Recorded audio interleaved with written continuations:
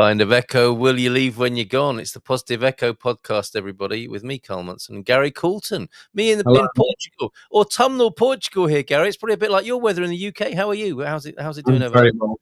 Today was stunning. You know, those occasional autumn days you get. Yeah. Slightly cloudy, but quite strong sunshine. Beautiful. Not a breath of wind. It's just, and then me, as usual, paddling on the Thames first thing. How lovely. And when I say paddling, people, I don't mean with my shoes and socks off. You know, I mean, you're not messing about on the water. You're definitely not messing about, are you? You are getting into with some power kayaking. Right. We have Gail joining us behind the scenes. We'll give her a chance to get comfy. But perhaps you could tell us, Gary, how you came to know Gail and what we have to look forward to this evening. So I came across Gail Keyes-Allen via Substack. I'm very active on Substack. And so is she. And I met her on what's called a Substack Notes boot camp run by a really energetic woman called Christina God, G-O-D. Really? Wow. Yeah. She's German and she's absolutely electric with energy. Right. Anyhow, Gail was invited to present how she effectively uses Substack. Yeah. And along the way, she introduced herself. And I thought, this is a very, very interesting woman. Yes. And in particular, interesting because of this idea of you're never too old and it's never too late. Yeah. Yeah. And I thought, this would be a really interesting conversation to have here. So that's why we're talking to Gail. Well, let's give her a nice big round of applause. Gail, could you indicate that you are ready to join us? Maybe give us a thumbs up from behind the scenes. I want to make sure you're comfortable there. Yes, we got a thumb. We got a thumb. Let's bring her onto the screen. Hi, Gail. Hi. How are you? Nice to meet you. Very well, thank you. Lovely to meet you.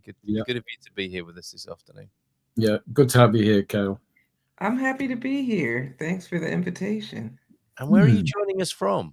I'm in the U.S. in Maryland, right outside of D.C., the crazy place right now. Oh, yes. Yes, now you mention it. Yeah. Kind of hit the news now and again, hasn't it? Yeah, you were aware. So, how are you doing on a personal level? Are you well? I'm doing great, yeah. Great. Glad to hear it. Well, thanks for joining us. Gary's got some cracking questions, which I think you played a little part in helping to establish today. So, Gary. So, Gail, the way that this always works is, and our regular viewers know that I invite our guests to provide us some open-ended questions so that they can talk about the things that mean the most to them, rather than us come up with wacky questions that force you down weird alleyways. Right. So one of the questions you gave me was, your work centers around this really interesting idea of getting paid being you. And I'd like you to explain more about what you mean by that. And as we go along, maybe you could drop in some of your history and how that helps us understand how you got to the idea. So we're going to shut up and let you tell us. Well, I came up with it because I left corporate and started my coaching business 4 years ago. And when I started my coaching business, I was doing things the way I was told to do things. Because, of course, there's a perfect way to run a business and there's rules. I'm being sarcastic, but I knew how to work in corporate. I was an accountant with a law firm. Actually, my office was 3 blocks from the White House. So I worked there for 16 years and I followed the rules, especially, the legal profession too, and as an accountant. So when I got certified and I started running my business, I ran my business by traditional rules of running a business. And the woman I got certified by made like 53 million last year. So of course she knows more than I do, which she does in a lot of ways, but she doesn't know me. And so I spent a lot of time following the rules. I did make a lot of money. In my first year of business, tripled my six-figure corporate salary, which still blows my mind. But what I realized is I created another job for myself. And it was unintentional, and I did not want another job. I left a job because I didn't want to follow all of those rules. So I got burnt out, and I just decided I'm going to rest. I mean, and take it slow. And I literally spent a lot of time outdoors, even just sitting in my backyard under the tree, just discovering who I am, because my whole life, my whole adult life, I've had a job, you know? And so I just knew that when I came back fully, it had to, my business had to represent me, because I really believe that you are your business and your business is you. It's birthed from you. And so I just decided, like, the name of my Substack is the Old Black Lady Chronicles. I love it. And that idea was just kind of dropped in my spirit long before I knew what it was going to be. I didn't know it was going to be a Substack, but I knew that I represent a lot of things that society says are kind of like wrong with you. You're a woman, you're Black, you're old, you can't do these things. People are always saying that. And not personally to me, but that's the societal message. Once you get a certain age, you're just supposed to go out to pasture or something. And I just decided I'm almost 70. Gary and I are same age, 69. I'll be 70 in 6 months. And I feel great. I have a lot of energy. My mind is sharp. So I felt like if I put myself out there as the old Black lady, it's going to throw people off, because most people think that I'm younger than I am. But also the stereotypes, run strong. And I got on there and I just said, I'm going to show up fully as me without the rules and see how it goes. And so, what really happened that blew my mind, I got on Substack. I signed up for it in February. I think I wrote my first article in March, just trying it out. And in May, I decided I'm going to go all in on celebrating that I'm turning 69, which people think, oh, you're so brave. No, the old version of me would not have been posting that I'm celebrating 69. But this new version of me was just like, it's something to celebrate, because some people don't make it this long. And I did 2 Substack notes, which, for people that don't know what it is, it's kind of like a Twitter feed or Instagram within Substack. And one of them, I showed a picture of me in my 40s, and on the other side, a picture of me in my that was in May. So that was a note I did in May. But on the other side, a picture of me in my 60s, and it said, reinvention is always an option. See, look at me squatting. Amazing. And, I do crazy things that represent me. So I put those pictures side by side, and I ended up that month getting 922 subscribers to my Substack. Cool. And making $16,000, right? That right there. Making $16,000 that month off of celebrating turning 69. And this is why I believe that we make money being us. People don't want to necessarily see the polished, perfect version. They want to get to know us. And, in business, I had always heard people have to know, like, and trust you. But that was very intellectual, like it was more in my head. And it really wasn't until I did that post that I started going all in. And you can shut me down when you want, but because I can go. No. But I want to tell another story that proves the point. So you saw those posts of me and videos of me doing squats. That's my real life. I was a personal trainer years ago when I was like in my early 40s, but I love working out and I've been sitting too much. So I just had decided I'm going to get up every hour and do some squats. And then one day I just thought, why not film it? Hmm. Yep. So I filmed it and I posted it on TikTok of all places because I wasn't even really on TikTok, but I felt like that's a place to be silly. Well, seriously, something crazy happened this week though. So what happened was I did a live on Friday, my first live on Substack. And then this woman reached out to me and just said, I really love the things you're talking about. Could we do like a coffee chat or connection call? Do you do that? And I just said, oh, sure. Gave her the link. She gets on the call, and this happened on Monday. She gets in today's I'm so confused this week. Wednesday. It's Wednesday. Still Wednesday. Yeah. So I get on the call with her Monday and I said, oh, how did you find me? How did you know about me? And she said, this is the craziest thing. I was on TikTok and I saw you squatting and I sent it to my sister because I wanted her to see examples of other women in our age group who still are vibrant and living their life. Mm. So then this lady, she's kind of stuck around her business, but she's very well accomplished, a CEO of a business. But she asked me for advice. And I said, the advice I would give you is to hire me for a month. It's $800 for a month. Hire me. I'll help you get unstuck for this one thing. And she said, oh, okay. And she paid me $800. Mhm. That's the example of making money being you. Yes, absolutely. Amazing. Yeah.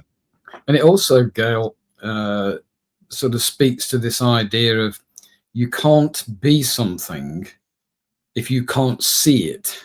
So, you know, we have this thing called stereotype threat where, to use your example, you mentioned you're a woman, you're black.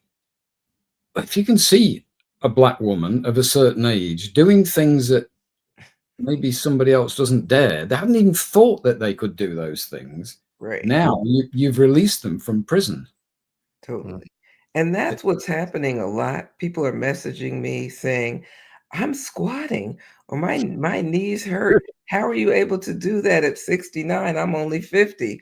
And I find myself, and I tell people it's not about the squats.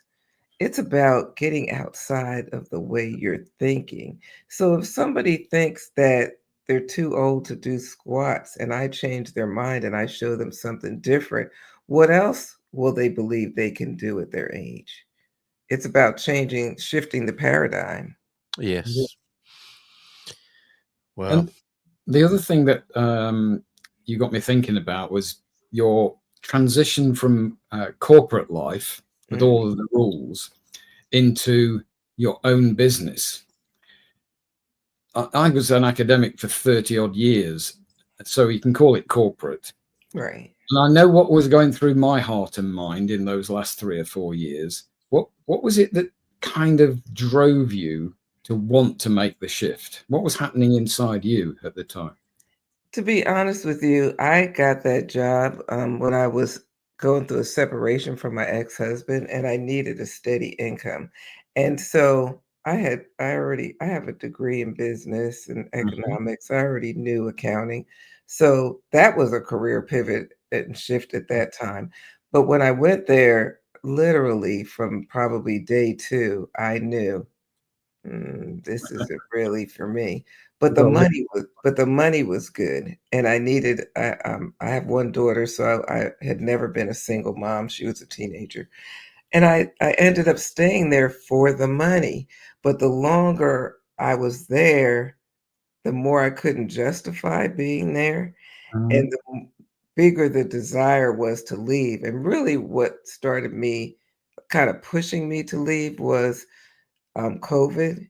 And when we went into lockdown, I was working from home, but because I was doing the accounting, payroll, dealing with the money, they really wanted me to be in the office. And a couple of days this happened in January when that insurrection happened at the Capitol. Yeah. It's not far from my job, and there were literally military tanks and police, and the streets were shut down, and I had to come to work under those conditions, and it just I knew that I did not want to live like that. I mean, the building, even the building I worked in was boarded up, and it was just so, like, I couldn't wrap my mind around that. Um, and so I just started saying to myself, "I gotta get out of here. Like, I gotta figure out my exit plan."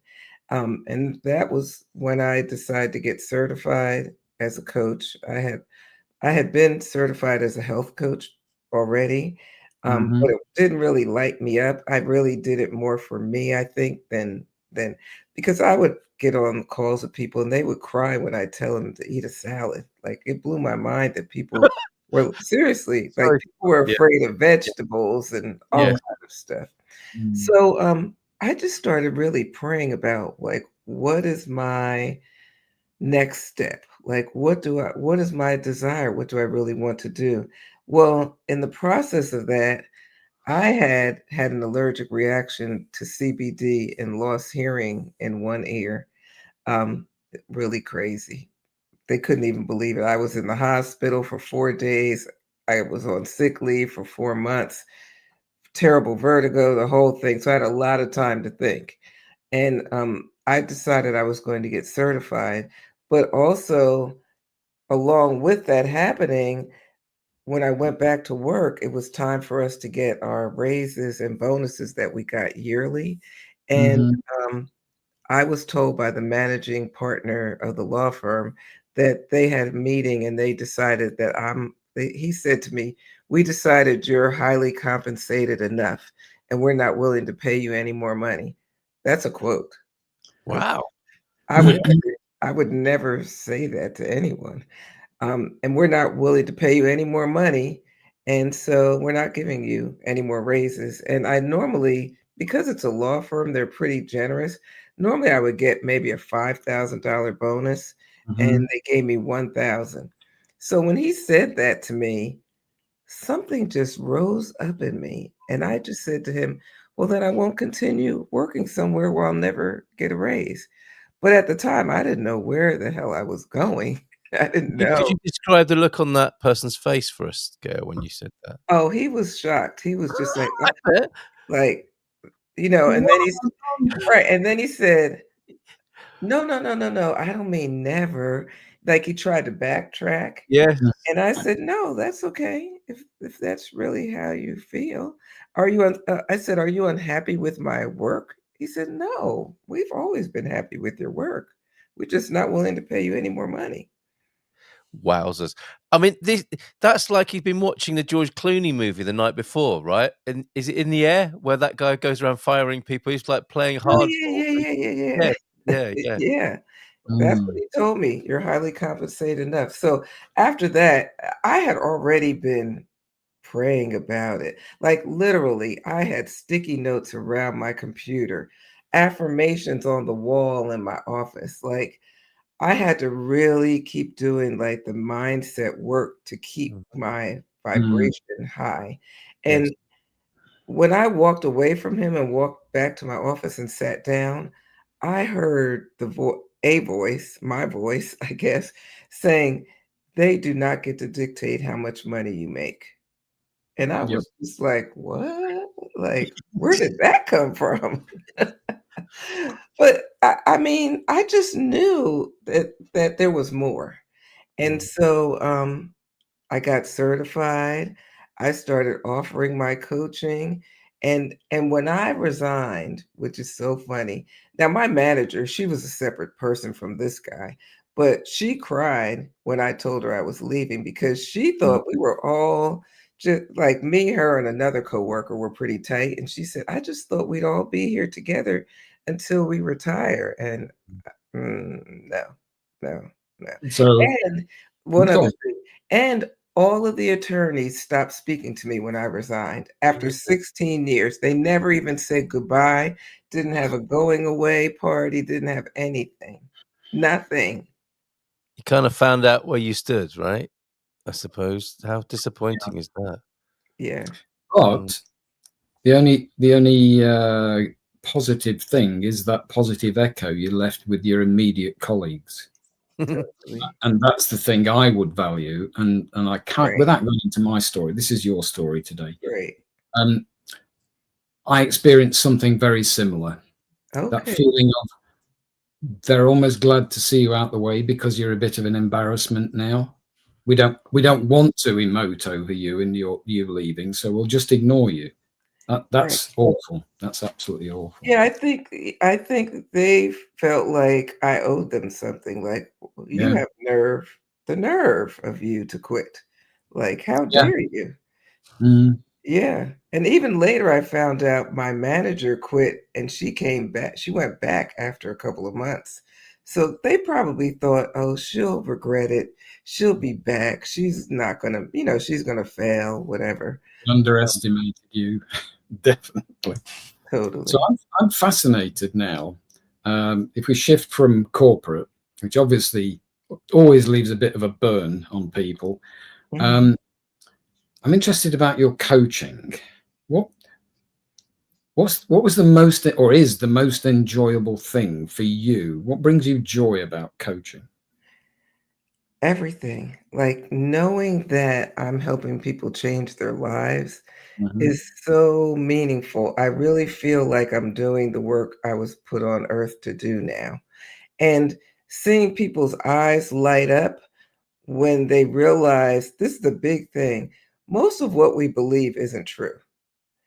And most people don't know that. They think what they thinking is true and they should believe it. So seeing their eyes light up when they realize, oh, I've been thinking this for years and I can change my mind. No, why? How come nobody ever told me that? Like seeing that aha moment.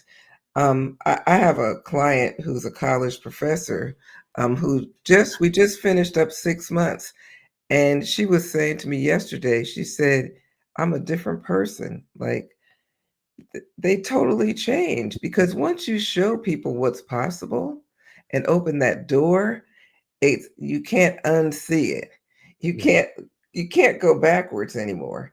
And so she saw, and my clients, all of them, see what's possible that they always thought was impossible. Do you feel that they've changed and become somebody new, or they've actually discovered the person that was always buried in there? No, they discovered the person that was always buried in there. Yeah. Yeah. It's just they have to let them loose. Yeah.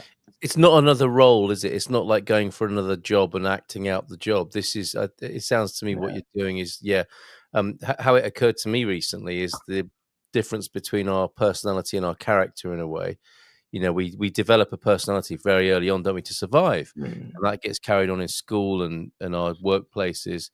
And it starts to wear heavy after a while, I think, if it's not very related to our true character. Right. And you're helping people return to that by the sound of it. And the image I got when you said, the light comes on is like the scales fall from people's eyes, right? And the light is there to be seen. Yeah. And the work is really peeling the layers off. And I say that in a lot of ways we are brainwashed. And so we're raised to believe certain things. Like my daughter and my 6-year-old grandson live with me. And we have never told him that boys don't wear pink.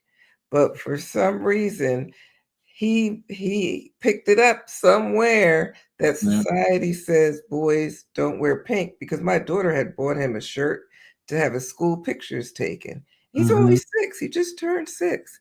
And it's kind of like red with some white strands, so it looks a little pink. He refused to wear that shirt. Refused. Wow. And paradoxically, I don't know whether you know this, that Harvard, years and years ago, their business school did a study of color. And it was simply what color shirt or blouse or dress you wear. You're having a conversation with somebody that you need to kind of convince them of something. So you're selling them an idea. It's not about selling things. Pink is the #1 color for helping people get to a new place. Oh, so, no, I didn't know that. Male or female, doesn't matter. I wore a pink shirt. The day I met my wife, I was wearing a pink shirt. Good man. It proved to be the right choice on that occasion. Yeah. But I totally get the message there. And yeah, these youngsters are picking up these messages, aren't they? Yeah. We don't really know where from, do we? But what did you say to him, Gail? What was the conversation? I mean, I tell him he can wear any color he wants to, but he's very strong-willed, so he just you got to figure it out for himself. Yeah, I'm not wearing pink. He says it's not my favorite color. As my mother said, be careful about the battles you pick with your toddlers. Oh, yeah. Totally. Amazing. And I include politicians in that as well. Yeah. I've got a question for Gail, Gary, but I don't want to break the flow of you come up with Gail. Is there something in the air, Gail, with this? You're doing an amazing job of, I call it a job, funny enough, but what you're giving people is really beautiful, and you're clearly inspiring people. They're getting in touch, they're seeing that things are possible that they thought maybe didn't even occur to them as being possible. You're a truly inspiring person in this regard. Is there something happening in the broader context, in society, in the world, in what's happening to human beings at the moment that's supporting that? I think so. I mean, I think with everything that's going on politically and all the hate and nastiness, that a lot of people are stepping away from tradition, the traditional job, the traditional roles, the traditional lifestyle of work all the time, thinking that there's going to be like some payoff at the end of the rainbow. And we've seen that that's not true. And I say it's kind of a slang, but I got the sun in my eyes. But these jobs ain't loyal. Like, these jobs don't give a damn about you. Yeah. You die and they have someone in your seat the next day. And I think with social media and everything going on, people are starting to see that more, and their life is becoming more important than the job for a lot of people.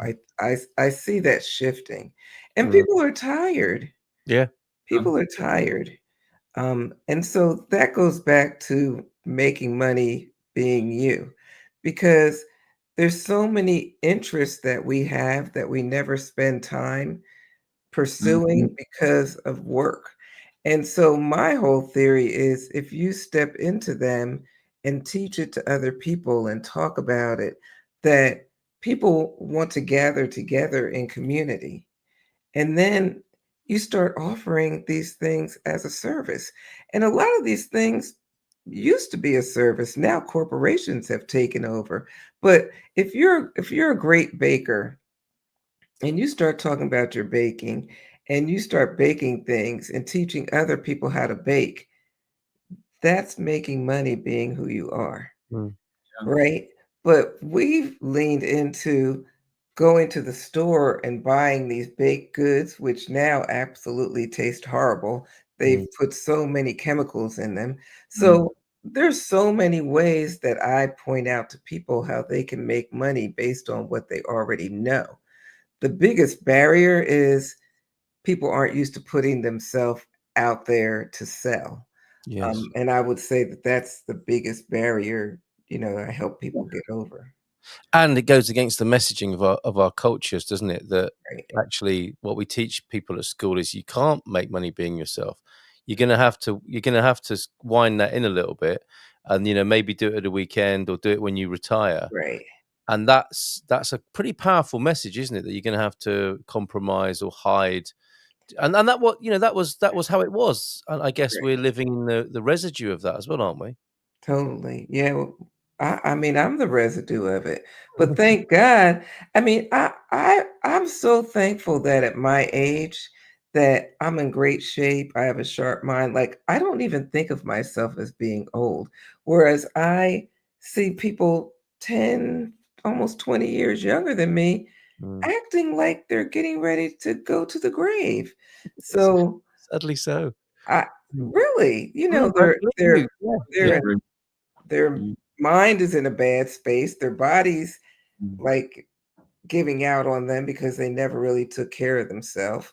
And a lot of it is because of work. I think a lot of it is chasing the dollar, trying to make the monies, but I don't even feel old. Sometimes I question myself, like, am I delusional? Maybe I am, but I think that's a good thing. Maybe it'll help me live longer. I don't think there's anything wrong with being a little delusional. If all of our thoughts aren't real and made up, made up, then why not be a little delusional? At the same time, it's only if it's destructive to other people or ourselves that it's a problem. Right. I always say I'm still 18 until I look in the mirror. Right. Yeah. And I'm lucky like you. I'm fit and well. I have regular checkups. So it's a kind of obligation. It might sound a bit prosaic, but the universe has decided it's going to spend some of its stardust making me. So I'm going to use that. I'm obliged to use it. It doesn't mean I'm going to burn myself out doing it. Right. And that's why I hear that question about joy, because once you find joy in something, it's no longer work. Totally. And work. Yeah, every time I talk to a woman and they have an aha moment, I feel like, and this is not to be morbid, but I feel like if I die today, I know I did what I came here for. Yeah. Like, real, I didn't come here to crunch numbers. I used to joke and say I count rich people's money. That's not what I came here for. I literally believe I came here to help women be free. Right. Like, free their minds, free their soul, make money so that you can do what you want in the world. And that's my mission. Is that your niche then? Yeah, your mission. This is a message for everybody, of course, but do you think you specialize in a particular niche of humans? When I first left my job, I used to always joke and say I count rich people's money because the attorneys were millionaires. Every month I would have to report to them on how much they made, how much they can draw out of the company, all that. So I was specifically a money coach, but now I work with women and some men on changing their life, like stepping into, and that's what a lot of people ask me, like, how did you leave your job? How did you, they don't think it's possible. So mostly around money and business, though, because most people that want to leave their jobs have to create another source of income in order to do that. Yes. Yeah. So that's it's going to be forced on us as well, in that if, as it seems, AI, robotics, etc., is going to remove the bottom layers of work, what is everybody going to be doing? And how are we going to be paid to be able to buy the rubbish that the online retailers want us to buy? We're not going to buy the online rubbish. We're not. I walked in Target yesterday, and I don't know if they're having like a boycott of Target. Yeah, but I try to stay out of there though. But I walked through the electronics area, and the racks were still there, but so much of it was empty. People's buying habits are going to change. I really believe that we're going to go back to a simpler way of life. I really believe that. And I think that with AI coming in, that people are going to do more work with their hands, because what else is going to be left? So from my perspective, I see that meaning we grow our own food.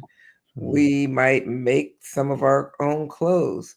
There are still people that do that, but it's kind of like a dying, it was dying out with fast fashion and all the things in the stores. But I think that we're going to be forced into it, which I just see that happening. Like, I was having a conversation with my sister the other day, and she gardens, so she grows a lot of her own food, and she doesn't have a large yard, but she was saying how she's like getting prepared for maybe the availability of food won't be the same. you know? So I see people getting out there, using their hands more, doing some of the things that, unfortunately, people are being arrested for, like people working on the farms and things. I really think that's going to be happening a lot. We're going to have to take over farms. We're going to have to grow our food. We're going to have to do things for ourselves because this is my perspective. No, I'm with you. I'm with you. It makes complete sense. It makes complete sense. Gail, I need to ask you: is it uncomfortable where you're sat with? Well, I'm trying. I don't have any blinds in my office, so I'm trying to. I don't want you to be uncomfortable while we're chatting with you, but I'm just trying to be good on camera, so I don't have. Don't please don't be uncomfortable on our account. But yeah, it's lovely to have the sunlight coming in, but maybe not directly in your face. Right? Yeah. Okay. Sorry, go, Gary. My late mum, she was 92 when she asked me this question about what is everybody going to do, and her answer was, well, maybe we could value caring for other people more, and pay people what they should be paid to do what is an incredibly difficult job. She also talked about maybe people would want to work in the environment and sustainability. And in other words, be human. That's right. Yes. And deconceptualize these things, right? This is just like being alive, isn't it? What we're talking about, sort of life skills for being alive, rather than making it a thing, which is what we've abstracted it, haven't we, and conceptualized it. Adrian's joining us, should be taught. I'm sure Adrian's talking or relating this to the food conversation, should be taught in the schools and in free adult education, including evening, weekend, and blended learning. But also, I think the general attitude that you're promoting and sharing with people: not too old, not too late. And this is your wake up call to get paid being who you are. I wanted to ask you, I mean, it's a given to me, of course. Why wouldn't we do that? And I think that appeals to people's hearts. What's the hardest part about that message? What do you find comes and gets in the way of that? When this makes complete sense to us on one level, but what are the blockages for people? The blockages are the lies from society. Right, so, yes. I mean, so people are bought in on the lies. They don't even realize that a lot of things that they're doing are harming them and not helping them. So they bought into the lies. And also what I find is a lot of people will say, there's a lot of people that think what I'm doing, they want to do something similar, they believe it. But there's a lot of people that think I'm different. So, they'll say, oh, well, you can do that because you're different. So that's the pushback, I would say, with some people, that they don't believe in themselves. It really has nothing to do with me. Okay, and they project that onto you as being different. Totally. But it's the brainwashing. I mean, until people know that what they're thinking, how they're operating in the world was put on them by society. I think that's the biggest pushback, their fear of change, their fear of doing something different, their fear of not having a steady paycheck. I think that's one of our first guests, Michelle Minikin. We talked about this very subject of, she calls it programming. And she's written a book called Good Girl Deprogramming, which I think you might be interested in. And it's very, very practical ways to recognize that you've been programmed, and now what can you do to deprogram? So the thing is, in touch with her if you like. I know her well. Okay, that would be great. The thing is that women are taught to be good girls. I was a good girl. Like I used to be petrified of doing anything wrong. That I was going to get in trouble. I don't know who I was going to get in trouble with exactly. I mean, when I was a kid, it was my parents, but that follows you into adulthood. They kind of build the boogeyman, don't they? You don't know who it is, but they're out there and they're going to judge you. So you end up putting that judge in your own head. Totally. And that judge, and this is how I explain it to my clients, and they back it up later, is that that judge is in your head. So on one side you have the judge, but on the other side you have the loving voice. And that judging side is so much louder. And what I help my clients do is minimize the judging side. That I used to call it the devil and the angel, the opposing forces. Um, that I almost never hear that anymore. Whereas before it used to be so loud, and it's loud for most people. Would you say you've reconditioned yourself in that regard then, Gail? Is that what's happened? So practice has helped.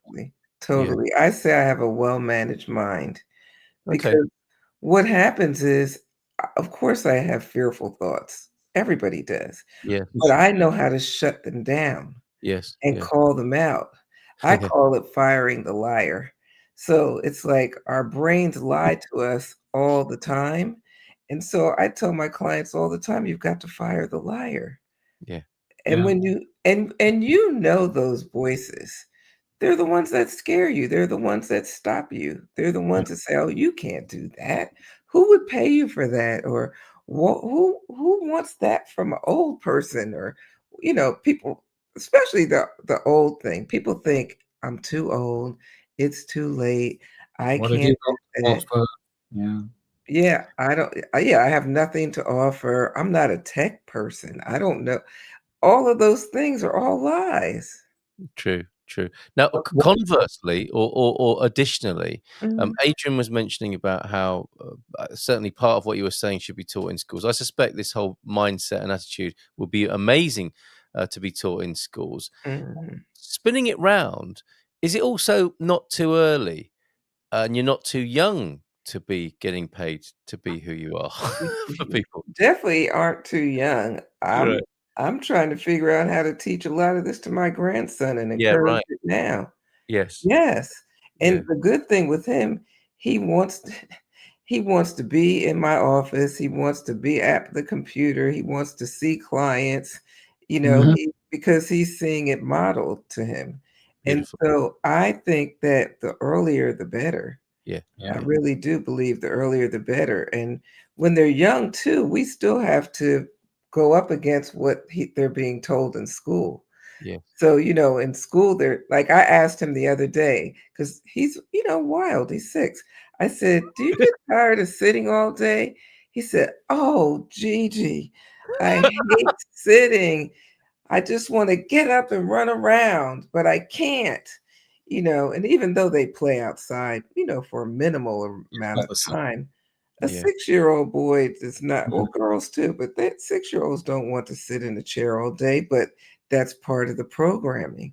And we keep kids emotionally ignorant as well. We don't allow them to share their emotions. They're usually shut down by parents because they're embarrassed if it's in public.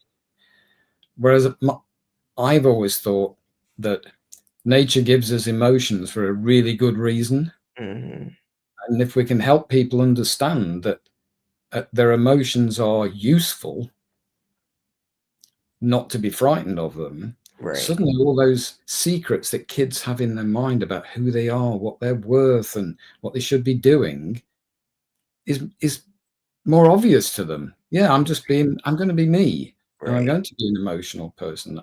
Maybe I'm more sensitive. But I don't know about you, but I wasn't allowed to feel my emotions when I was growing up. It was just like, get over it.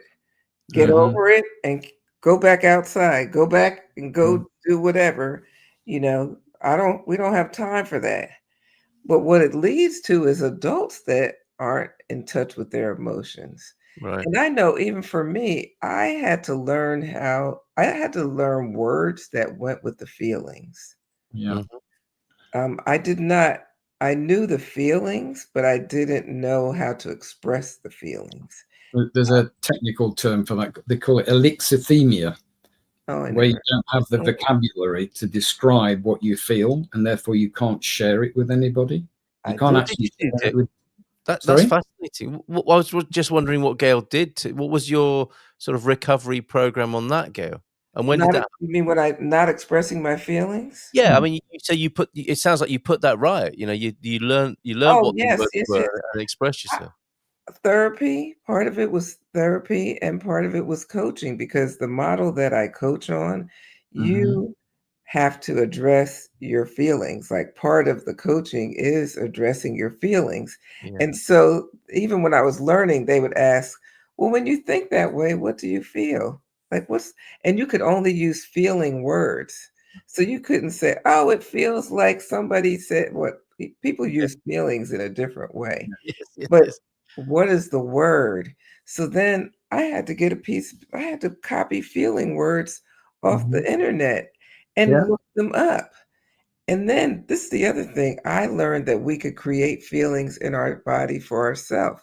So we don't have to wait for them to accidentally come up at some point. I didn't know any of that, and most of my clients don't know that either. Most people don't know that. But it's funny when you get into it and you make those discoveries. It's the biggest thrill on earth, almost. It really is. I'm a real full person now. It is. And now I tell my clients to ask themselves, how do I want to feel today? Yes. How do you want to feel? Oh, that's how you want to feel? Look it up. What's the definition? Where can you feel it in your body? That was not encouraged when I was growing up. But now with my grandson, if he gets angry or frustrated, we always tell him, it's okay. Sometimes I'll tell him, go in the garage and holler. Like, or go outside or punch the pillow if you're and now he'll say, I'm angry. Good, that's fine. And the difference I found as a coach, I work mostly with CEOs and business leaders, was when women experience fear, they didn't get angry. Well, they told me they didn't. They felt guilt and shame. Whereas the men got angry and often either physically and or verbally violent. And it's how to help people when they're young know what to do with their emotions, what's allowed for them to do. I mean, they can't go around hitting people, but they can be angry. How do you channel your anger without being self-destructive? But anger, or any anger or feeling, you can be still and let it move through your body. Like, a lot of times we want to do something about it. Like, we want it to stop, we want to do something about it, but we can be still even in the anger. We can be still and let it, because it eventually dies down if we sit with it. But we're not taught that. No. We start running sometimes, don't we? And with all those other programs and patterns, the kids, as in running away. I mean, yeah. Carl, I'm mindful of time. Yes. So we've got one more question, which is the killer, I think. All right. Okay. Maybe a concluding question for you then, Gail. And then we always ask you for your closing thoughts afterwards. So the question you gave me was, after reinventing yourself and embracing the idea of being paid to truly be yourself, what drives you now, and what positive echo, thank you, you hope your work leaves behind? Yeah, what drives me now is I'm always looking at how I can elevate my thinking, my being, so that I can be of service at a higher level. And I always tell my clients, the more I expand, the more they expand. So what drives me, I'm already a very curious person. I love to learn, love reading, all of those things. So what drives me is, what's the next thing? Like, how am I going to elevate now? Like, when I first started, it was more about the money. Now it's more about the work and community. But I had to work through the money piece to be able to work for myself. So what drives me now is building that community up and showing other women what's possible. And so the other part, yeah, I guess it's time to go because the sun is really moving. But the other part is that the positive echo is that it's possible. Like, I just want people in the world to know that nothing is impossible, that it's only impossible if we tell ourselves it is. And so if we only taught our children that nothing was impossible, and we told our friend and they started considering it, and then they told their coworker and they started spreading the word that I believe impossible means I'm possible. So if you're possible and nothing is impossible, then what that's big. That's big. And that's exciting to me. Me too, Gail. Thank you so much for being here. We have a like an and finally. I don't think we should make you sit through that with the sun on your face. But so thank you so much for being here. We'll stick around to do that. But thanks very much, Gail, for being here. Thank you. I really appreciate it. I really appreciate it. Bye. Thank you very much for being here. Right, there you go, Gail Keys-Allen, and you can find her Substack right there on the screen. Old Black Lady Chronicles.substack.com. Great conversation. Thank you, Gary. Yeah, amazing person. Really thrilled me the first time I met her, and even more so now. So yeah. What's your in closing? What's your favourite pie, Gary? I quite like a chicken and mushroom pie. Me too, funnily enough, and I made that here at home last night. But that's not exactly what this is about, right? The positive news piece that we'll leave people with this week. Yeah. So this was on, originally I saw it on a program called The One Show on BBC. It's one of those sort of light entertainment, the interview movie stars, and they have little items about interesting communities things. And these guys came up and they are local guys, or men's pie club, local guys making pies.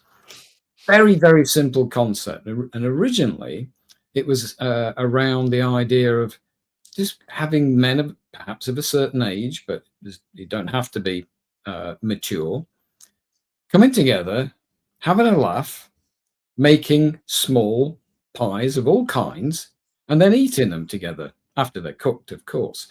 And I thought, this is brilliant. Yes. And it started in the northeast of England, and now they're all over the country, and I think they may have even gone international. It wasn't the intention, but it seems to be the case that the people who go to these groups have some personal challenges. It might be that they're getting old and feeling they've got no purpose, and they might be lonely. There are also fathers who are maybe having problems with their sons communicating. So they just chat over making their pie. They don't have to look at each other. It's not group therapy, but it turns out to be incredibly therapeutic. And I thought they should get a shout out. Yeah, absolutely brilliant. I'm involved in a men's shed, which is I guess has some sort of similar purposes. But one of the reasons I would say why one of my favorites too, he's a chicken and mushroom man as well.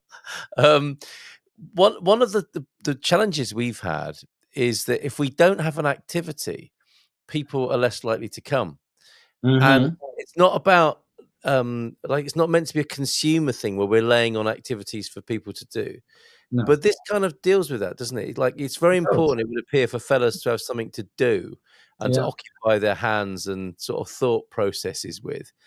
And then the other bit, because there are some men who really love a sort of therapy session. I think the men's group types are quite exceptional, but they do exist. But generally speaking, fellas, I think, like to be getting on with something, and then that sort of touchy-feely aspect, or if there's something that needs to be spoken about, that can be addressed as part of the activity, or in amongst the activity. Yeah, and they get to share. In this particular case, they get to share each other's pies, and they have a laugh at somebody who can't just is awful.